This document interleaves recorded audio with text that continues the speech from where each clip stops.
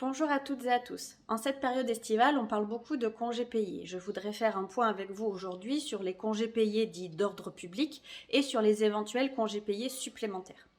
On sait tous que les congés payés, c'est 2 jours et demi ouvrables par mois ou 2,08 jours ouvrés par mois, ce qui donne nos fameux 30 jours de congés payés ouvrables par an ou 25 jours ouvrés par an.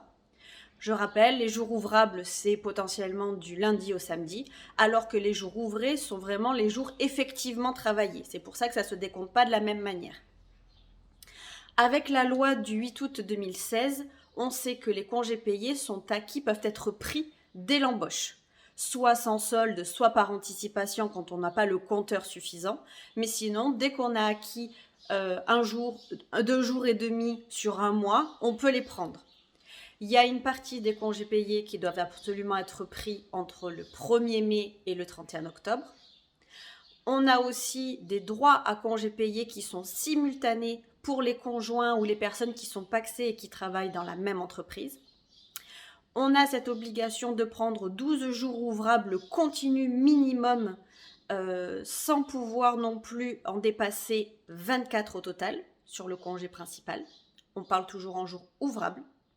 Et donc, c'est 24 jours ouvrables maxi de congés payés consécutifs, sauf évidemment si une disposition plus favorable prévoit quelque chose d'autre. Ça, ce sont toutes les dispositions concernant les congés payés d'ordre public que l'on peut retrouver donc dans le Code du travail. En fonction des entreprises, en fonction du secteur d'activité, de la convention collective, de ce qui a été négocié avec les élus du CSE, il peut y avoir des congés payés supplémentaires. Des congés payés qui sont prévus par la convention collective, par un accord d'entreprise, qui peuvent être donc négociés en contrepartie ou en plus pour un avantage, un confort au travail avec les élus du CSE, ou même un usage. On peut aussi avoir normalement 2 jours de congés payés supplémentaires par enfant à charge dans la limite de 30 jours ouvrables cumulés. Les enfants en charge, c'est tous les enfants de moins de 16 ans au 30 avril de chaque année. Et ou qui sont en situation de handicap. Et cette mesure n'est applicable que pour les salariés de plus de 21 ans. Exemple, on prend un salarié qui a un droit à 13 jours de congés payés. Il pourra en prendre effectivement 15 s'il a un enfant à charge de moins de 15 ans, donc au 30 avril.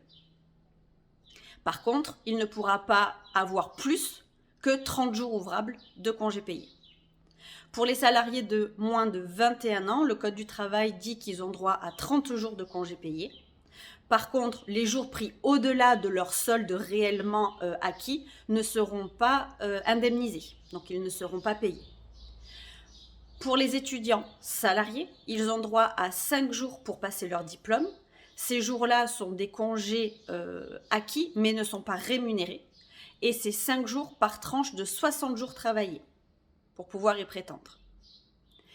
N'hésitez pas à nous consulter pour des questions complémentaires à ce sujet.